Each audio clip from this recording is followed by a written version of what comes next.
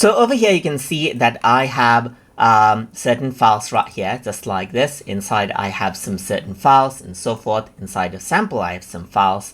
But let's say what I want to do is I want to go ahead and search for a particular file with the number 5 in it. So for that, I can go around onto search your file section over here on the top, type in 5. Let's say, for example, hit search, and it'll filter out all of the files right here with the number 5 in it. But let's say I want to go ahead and filter it out with 5 inside a bracket. Press enter, and then it filters out the file right here, just like this. So this is what you have, as you can see. And if you don't keep anything in the search, it'll simply go ahead and display out all the files that you have. So if I were to go around over here in all files, this is what I have. So now I'm just going to go around and type in JPG, let's say, for example, and then it displays out the file types with .jpg over there, just like that as well.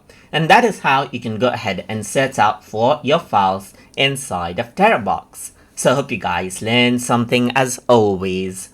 And as always, please like, comment, share, and subscribe